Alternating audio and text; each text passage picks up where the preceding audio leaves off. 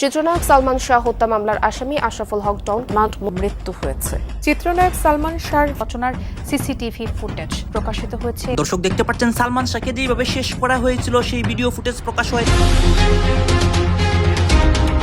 এদিকে আজ জেলখানায় রিমান্ডে মৃত্যু হয়েছে ডনের। অন্যদিকে সালমান শাহর ঘটনার মূল ভিডিও ফুটেজ প্রকাশ হয়। সারা দেশবাসী অবাক হয়ে যায় এইসব দেখে। আমি ছবিতে আসবো আমি কখনো ভাবিনি, ছবিতে যে কাজ করব, যে ফিল্মে আমি আসবো কাজ করব, আমি কখনো এটা ভাবিনি। সালমান শাহকে শাবনূর মেরেছে, আমি জড়িত ছিলাম না। এবার লাইভে এসে কাঁদতে কাঁদতে যা বললেন টিপজল। দর্শক, বিনোদন জগতে আজ যেন আক্ষরিক অর্থেই এক গগন বিদারী এবং পারমাণবিক বোমার বিস্ফোরণ ঘটল। দীর্ঘ ৩০ বছরের জমাট বাঁধার রহস্যের জালে আজ এমন এক অবিশ্বাস্য ও অভাবনীয় মোড় এসেছে, যা দেশের কোটি কোটি মানুষের কল্পনাকেও রীতিমতো হার মানিয়েছে। প্রত্যেকটা শিল্পী সালমানকে ফলো করে। আমি সাকিবের কথা বলবো, সেও কিন্তু ফলো করে সালমান এবং শাবনূরের ব্যাপারটা আমি শুধু আমার সঙ্গে নয়, ডিপজলের সঙ্গেও রাত কাটাতেন সালমান শাহর স্ত্রী সামিরা। রিমান্ডে কেঁদে কেঁদে চাঞ্চল্যকর তথ্য ফাঁস করলেন ডন। বাংলা চলচ্চিত্রের জনপ্রিয় অভিনেতা ও প্রযোজক মনোয়ার হোসেন ডিপজলকে গ্রেফতার করেছে পুলিশ। সালমান শাহর মামলায় ডন গ্রেপ্তার হয়েছিল। এবার ডনের খারাপ অবস্থা হয়েছে রিমান্ডে। এই ঘটনা দেখে সবাই অবাক হয়ে যায়। অন্যদিকে সালমান শাহকে শেষ করার ভিডিও ফুটেজ প্রকাশ হয়। এইটা দেখেও দেশের মানুষজন অবাক হয়। দর্শক শ্রোতা, সালমান শাহর মামলা নিয়ে গত ৩-৪ দিন যাবৎ অনেক রহস্য উন্মোচন হচ্ছে প্রতিনিয়ত। একদিকে ডিপজল এবং শাবনূরকে দোষারোপ করা হচ্ছে, অন্যদিকে সালমান শাহর স্ত্রী, মা, এদেরকেও দোষারোপ করা হচ্ছে। আপনারা দেখতে পারবেন এই ভিডিওতে ডিপজল এবং শাবনূরের যে একটা গোপন সম্পর্ক ছিল, এবং অন্যদিকে সালমান শাহর মামলা নিয়ে নতুন যেই রহস্যগুলো এই মুহূর্তে উঠে আসে, বা ডিপজলের জেলখানার অবস্থা, সবকিছুই দেখতে পারবেন এই একটি ভিডিওতে। আপনারা এই সম্পূর্ণ নিউজটি ধারাবাহিকলি কন্টিনিউ করবেন। শুধু আমার সঙ্গে নয়, ডিপজলের সঙ্গেও রাত কাটাতেন সালমান শাহর স্ত্রী সামিরা। রিমান্ডে কেঁদে কেঁদে চাঞ্চল্যকর তথ্য ফাঁস করলেন ডন। দর্শক, বাংলাদেশের বিনোদন জগতের ইতিহাসে আজ এমন এক শ্বাসরুদ্ধকর এবং প্রলয়ঙ্করী ভূমিকম্প আঘাত এনেছে, যার কম্পনে পুরো দেশের কোটি কোটি মানুষের পায়ের তলার মাটি রীতিমতো সরে যাচ্ছে। দীর্ঘ ৩০ বছরের জমাট বাঁধার রহস্যের গল্পে এমন এক অবিশ্বাস্য, নোংরা এবং গায়ে কাঁটা দেওয়া মোড় আসবে, তা হয়তো দেশের সবচেয়ে বড় চলচ্চিত্র বোদ্ধারাও কখনো কল্পনা করতে পারেনি। গত ৯ আগস্ট হযরত শাহজালাল আন্তর্জাতিক বিমানবন্দর থেকে দেশ ছেড়ে পালানোর সময় যখন গাদ্দার ডন গ্রেফতার হয়, তখন থেকেই সাধারণ মানুষ আশায় বুক বেঁধেছিল যে এবার হয়তো আসল সত্যিটা বেরিয়ে আসবে। কিন্তু রিমান্ডের অন্ধকার প্রকোষ্ঠে বসে গোয়েন্দাদের কড়া জেরার মুখে এই বিশ্বাসঘাতক ডন আজ কেঁদে কেঁদে এমন এক চাঞ্চল্যকর ও ভয়ঙ্কর তথ্য ফাঁস করেছে, যা শুনে খুব তদন্তকারী কর্মকর্তাদেরও চোখ কপালে উঠে গেছে। এতদিন যে সমীকরণ মেলানো হচ্ছিল, আজ ডনের একটিমাত্র স্বীকারোক্তিতে সেই পুরো হিসাবটাই যেন তাসের ঘরের মতো ভেঙে পড়েছে। বাঁচার জন্য ডন আজ শুধু নিজের দোষ স্বীকার করেনি, বরং সে মুখোশ খুলে দিয়েছে এমন সব প্রভাবশালীদের, যাদের সাধারণ মানুষ এতদিন সাধু বলে জানত। রিমান্ডের ঘেরা টোপে বসে ডন অঝরে কাঁদতে কাঁদতে দাবি করেছে, সালমান শাহের স্ত্রী সামিরা নাকি শুধু তার সঙ্গেই নয়, বরং মুভি লর্ড খ্যাত ডিপজলের সঙ্গেও দিনের পর দিন গোপন অভিসারে লিপ্ত ছিলেন। ডনের এই বুকফাটা এবং চাঞ্চল্যকর জবানবন্দির পর পুরো চলচ্চিত্র পাড়ায় এখন আক্ষরিক অর্থেই আগুন জ্বলছে। চলুন আজকের এই অত্যন্ত দীর্ঘ, রোমহর্ষক এবং পরতে পরতে রহস্য ঘেরা থ্রিলার প্রতিবেদনের মাধ্যমে জেলের ভেতরের সেই গোপন জেরার একেবারে ভেতরের খবর শুরু থেকে শেষ পর্যন্ত বিস্তারিত জেনে নিই। রিমান্ডের অন্ধকার প্রকোষ্ঠ এবং ডনের ভেঙে পড়া। দর্শক, অত্যন্ত বিধ্বস্ত এবং নির্ভরযোগ্য গোয়েন্দা সূত্রের বরাতে জানা গেছে, রিমান্ডের প্রথম কয়েকদিন ডন একেবারে মুখে কুলুপ এঁটে বসেছিল। সে ভেবেছিল বাইরে থাকা তার পুরনো দিনের প্রভাবশালী গডফাদাররা হয়তো কোনো না কোনো অদৃশ্য সুতোর টানে তাকে ঠিকই বের করে আনবে। কিন্তু যখন সে বুঝতে পারল যে 2026 সালের এই নতুন বাংলাদেশে তাকে বাঁচানোর মতো আর কেউ নেই, তখন তার জীবন ভিক্ষা চেয়ে মাননীয় সরকার প্রধানের কাছে করা সেই মায়া কান্নাও কোনো কাজে আসলো না। তখন সে মানসিকভাবে একেবারে ভেঙে পড়ে।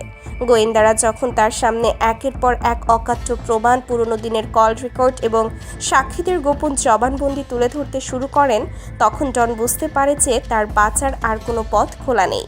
টানা জেরার এক পর্যায়ে প্রচণ্ড মানসিক চাপে ডন হাউমাউ করে কেঁদে ওঠে। সে গোয়েন্দাদের পা জড়িয়ে ধরে বলতে থাকে, স্যার, আপনারা শুধু আমাকে কেন দোষ দিচ্ছেন? আমি তো ছিলাম একটা সামান্য ঘুঁটি। আসল কালসাপ তো লুকিয়েছিল সালমানের নিচের ঘরেই। আপনারা সামিরাকে দেশে ফিরিয়ে আনুন, তাকে জিজ্ঞাসাবাদ করুন, তাহলেই বুঝতে পারবেন ওই কাল রাতে আসলে কি ঘটেছিল এবং কেন ঘটেছিল। সামিরা ও ডিপজলকে নিয়ে ডনের সেই ভয়ঙ্কর বোমা। এরপরই ডন এমন এক চরম এবং নোংরা সত্যের ঝাঁপি খুলে দেয়, যা শুনে যে কারো রক্ত হিম হয়ে যেতে বাধ্য। ডন কাঁদতে কাঁদতে বলে, সবাই বলছে আমি 12 লাখ টাকার লোভে সালমানের সাথে বেইমানি করেছি, কিন্তু আপনারা কি জানেন ওই স্কাটনের ফ্ল্যাটের 4 দেয়ালের ভেতরে আসলে কি নোংরা খেলা চলছিল? সালমান ভাই দিনের পর দিন, রাতের পর রাত শুটিং সেটে হাড়ভাঙা পরিশ্রম করতেন শুধু দর্শকদের ভালো সিনেমা উপহার দেওয়ার জন্য। আর সেই সুযোগে তার স্ত্রী সামিরা মেতে উঠেছিল এক ভয়ঙ্কর খেলায়। সবাই জানে সামিরার সাথে আমার একটা গোপন সম্পর্ক ছিল, কিন্তু এটা পুরো সত্য নয়। ডন অত্যন্ত রাগান্বিত ও ক্ষুব্ধ কণ্ঠে গোয়েন্দাদের জানায়, সামিরা শুধু আমার সাথেই নয়, সে অত্যন্ত সুকৌশলে চলচ্চিত্রের অত্যন্ত প্রভাবশালী মানুষ ডিপজলের সাথেও গোপন সম্পর্ক গড়ে তুলেছিল। হ্যাঁ স্যার, আপনারা ঠিকই শুনছেন। সালমান ভাই যখন শুটিংয়ে ব্যস্ত থাকতেন, তখন সামিরা গোপনে ডিপজলের সাথেও রাত কাটাতেন। তাদের মধ্যে এমন এক অন্ধকার জগৎ তৈরি হয়েছিল, যার খবর সালমান ভাই বিন্দুমাত্রও জানতেন না। সামিরা ছিল ক্ষমতার এবং টাকার প্রতি চরম লোভী একজন নারী।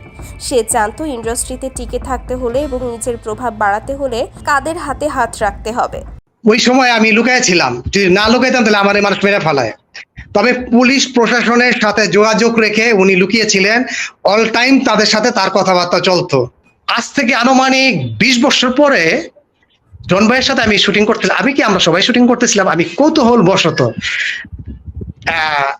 আবার ট্যানারিতে, নতুন ট্যানারিতে সম্ভবত একটা চায়ের দোকানে নিরিবিলি পরিবেশে বসা উনি, ওদিকে শুটিং চলছে। আমি ডন ভাইয়ের কাছে আসলাম।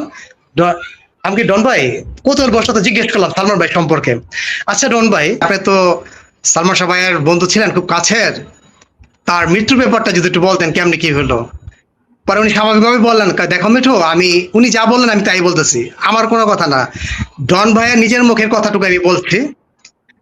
বললো যে আমি তখন এসেছিলাম বগুড়াতে, তার বাড়ির ওখানে। সালমান ভাইয়ের মৃত্যুর কথা শোনার পর চতুর্দিকে ছড়াই গেল ডন নাকি সালমান শাহকে মেরে ফেলছে। ওই সময় আমি লুকাইছিলাম, যদি না লুকাইতাম তাহলে আমার এই মানুষ মেরে ফেলায়। তবে পুলিশ প্রশাসনের সাথে যোগাযোগ রেখে উনি লুকিয়েছিলেন, অল টাইম তাদের সাথে তার কথাবার্তা চলতো এবং তারা বলছে আমরা যখন যেখানে আসতে বলো, যা বলো সেটা আপনারা ওইভাবে করবেন। হ্যাঁ, আসলে যে আমি লুকাই নিলাম, পরে নিলাম, এককভাবে, এরকম না, পুলিশ প্রশাসনের মাধ্যমে এইভাবে বললেন, এই এতটুকু আমাকে বললেন। পরে শুটিং শুরু হলো, পরে আবার শুটিং এ চলে গেলাম। আমি এতটুকু জিজ্ঞেস করছিলাম। পরবর্তীতে আর এই নিয়ে কোনো আলোচনা তেমন আর হয় নাই। কিন্তু আপনার কাছে কি কখনো মনে হয় না যে ওই সময় শুধু ডনকে না, ওই সময় তো সামিরাকেও মাইরে ফেলতো, এরকম একটা সিচুয়েশন? সবার নামই তো 11 জনের নামই তো আসছে, তো সামিরা তো ছিল, সামিরারে কেউ মারলো না, তো ডন মেরে কেন মারবে? ডন ভাই তো চান না, কারণ কি এখনো কিন্তু না, এটা আমি আমার ব্যক্তিগত মতামতের কথা বলছি, ব্যক্তিগত মতামত। দেখুন, এই যখনই ওই ডনকে মারো এর কথাটা কিন্তু আগে উচ্চারণ আসে। হ্যাঁ, এটা একটা আতঙ্ক হইলে আমার উপরে যদি কেউ এরকম বলে যে মিঠুকে মারো, আমি কিন্তু লুকিয়ে থাকবো, জীবন বাঁচানোর ফরজ।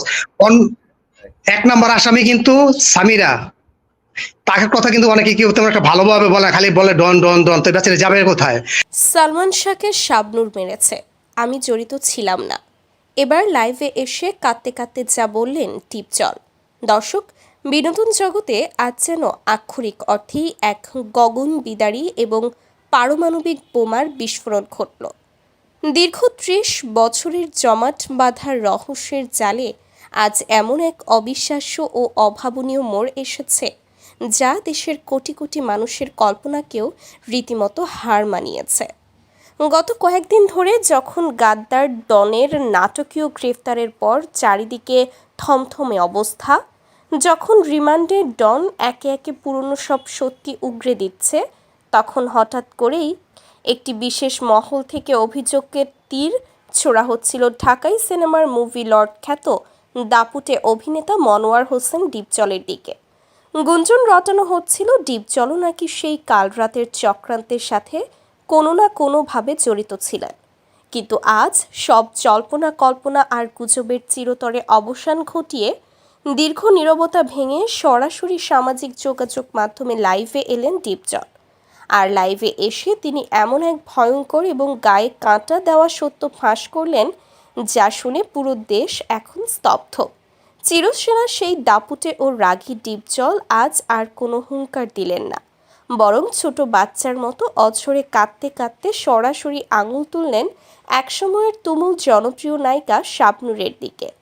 লাইভে এসে ডিপজল ঠিক কী বলেছেন, কেন তিনি শাবনূরকে সরাসরি দায়ী করলেন, চলুন আজকের এই অত্যন্ত দীর্ঘ, শ্বাসরুদ্ধকর এবং পরতে পরতে রহস্যে ঘেরা প্রতিবেদনের মাধ্যমে পুরো ঘটনার ভেতরের খবর একেবারে বিস্তারিত জেনে নিই। দর্শক, আপনারা সবাই জানেন রূপালী পর্দায় ডিপজল যতই ভয়ঙ্কর চরিত্রে অভিনয় করুক না কেন, বাস্তব জীবনে তিনি অত্যন্ত নরম মনের এবং আবেগপ্রবণ একজন মানুষ। আর সালমান শাহের সাথে তার সম্পর্ক ছিল একেবারে আপন দুই ভাইয়ের মতো। তারা পর্দার বাইরেও একে অপরকে প্রচণ্ড স্নেহ করতেন।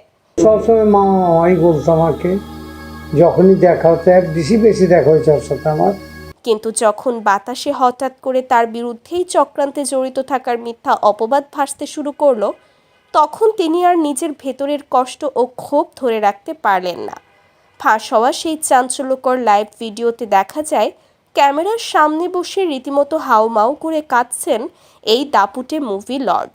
কান্নাজড়িত ভারাক্রান্ত ও কাঁপা কাঁপা কণ্ঠে ডিপজল বলেন, আমার প্রিয় দেশবাসী, আজ 30 বছর পর আমার নামে এই জঘন্য অপবাদ দেওয়া হচ্ছে। বলা হচ্ছে আমি নাকি সালমানের ওই নির্মম পরিণতির সাথে জড়িত ছিলাম। আরে ভাই, সালমান তো আমার কলিজার টুকরা ছিল। ওকে আমি আমার আপন ছোট ভাইয়ের মতো আগলে রাখতাম। আমি কেন নিজের ভাইয়ের এমন সর্বনাশ করব? যারা আজ আমার নামে এই মিথ্যা রটাচ্ছে, তারা মূলত আসল কালসাপকে আড়াল করতে চাইছে। তারা চায় আমি যেন সত্যটা প্রকাশ না করি, কিন্তু আমি আজ সব বলে দেব। লাইভ ভিডিওতে কাঁদতে কাঁদতে ডিপজল এক অজানা এবং হৃদয় বিদারক স্মৃতির কথা তুলে ধরেন। তিনি বলেন, সেদিনের সেই কাল রাতের মাত্র কয়েকদিন আগে সালমান আমার কাছে এসে বলেছিল ওর মনটা খুব খারাপ ছিল। আমাকে বলেছিল, ডিপজল ভাই, আমার চারপাশের মানুষগুলো কেমন যেন বদলে যাচ্ছে। যাদের আমি সবচেয়ে বেশি বিশ্বাস করি, যাদের সাথে আমি দিনের পর দিন কাজ করি, তারাই মনে হয় আমার পিঠে ছুরি মারার অপেক্ষায় আছে। আমি তখন ওর কথার গভীরতা বুঝতে পারিনি। আমি বলেছিলাম, আরে পাগলা, আমি থাকতে তোর গায়ে কেউ আঁচড়ও দিতে পারবে না। কিন্তু আমি তো জানতাম না ওর খুব কাছের বৃত্তেই এমন বিষাক্ত সাপ লুকিয়ে আছে। জানলে আমি ওকে এক মুহূর্তের জন্য ওই ইস্কাটনের ফ্ল্যাটে একা ছাড়তাম না। ডিপজলের এই বুক ফাটা আক্ষেপ আজ কোটি মানুষের হৃদয় ছুঁয়ে গেছে। এরপরই দর্শক লাইভে ভিডিওতে এমন এক চরম মুহূর্ত আসে, যা পুরো লাইভটিকে এক শ্বাসরুদ্ধকর থ্রিলারে পরিণত করে। চোখ মুছতে মুছতে ডিপজল অত্যন্ত ক্ষুব্ধ এবং তেজোত্তীপ্ত কণ্ঠে এক ভয়ঙ্কর বোম ফাটান। তিনি বলেন, সবাই ডন আর সামিরাকে নিয়ে মেতে আছে। সবাই ভাবছে ওরাই সব করেছে, কিন্তু আসল খেলোয়াড় তো লুকিয়ে আছে পর্দার আড়ালে। আমি আজ প্রকাশ্যে স্পষ্ট বলে দিচ্ছি, সালমানের এই করুণ পরিণতির পেছনে সবচেয়ে বড় হাত ছিল শাবনূরের। হ্যাঁ, আপনারা ঠিকই শুনেছেন, শাবনূরই তাকে চিরতরে সরিয়ে দেওয়ার মূল কলকাঠি নেড়েছিল। সে পর্দার সামনে সালমানের সবচেয়ে ভালো বন্ধু এবং সহশিল্পী সাজার নাটক করেছে, আর পর্দার পেছনে বসে অন্ধকার জগতের প্রভাবশালীদের সাথে মিলে আমার ভাইকে শেষ করার নীল নকশা সাজিয়েছে। ডিপজল এখানেই থেমে থাকেননি। তিনি শাবনূরের সেই কুমিরের কান্নার লাইভ ভিডিওর অত্যন্ত কড়া ও তীক্ষ্ণ জবাব দেন। তিনি বলেন, আপনারা দেখেছেন কয়েকদিন আগে শাবনূর বিদেশ থেকে লাইভে এসে কত কান্নাকাটি করলো। ওটা পুরোটাই ছিল ওর নিজের পিঠ বাঁচানোর একটা নোংরা নাটক। ও খুব ভালো করেই জানতো যে ডন ধরা পড়েছে, আর রিমান্ডে সে সব সত্যি উগরে দিচ্ছে। ডনের জবানবন্দিতে ওর নাম যে বেরিয়ে আসবে, সেটা ও আগে থেকেই আঁচ করতে পেরেছিল। তাই ডনের দর্শক আপনারা তো দেখলেন এখানে কি কথা হচ্ছে, এখানে আমরা দেখতে পাচ্ছি সালমান শাহ মামলা নিয়ে অসংখ্য তথ্য, অন্যদিকে শাবনূর ডিপজলের যে একটা সম্পর্ক বা এই সালমান শাহ মামলা নিয়ে যে রহস্যগুলো এই মুহূর্তে উঠে এসেছে এগুলো নিয়ে গাইস, এই বিষয়গুলো নিয়ে এবং বাংলাদেশের রাজনীতির প্রেক্ষাপট নিয়ে বা সালমান শাহ মামলা নিয়ে আপনার মন্তব্য কি, আপনার গুরুত্বপূর্ণ মন্তব্যটা অবশ্যই আপনারা আমাদের কমেন্ট বক্সে লিখে যাবেন। সর্বশেষে আপনাদের কাছে আমাদের একটা ছোট রিকোয়েস্ট থাকবে, আপনারা আমাদের চ্যানেলে নতুন হয়ে থাকলে চ্যানেলটি সাবস্ক্রাইব করবেন এবং পাশে থাকা বেল বাটনটি বাজাবেন যাতে করে নেক্সট ভিডিওটা সবার আগে আপনাদের কাছে পৌঁছে যায়। ধন্যবাদ।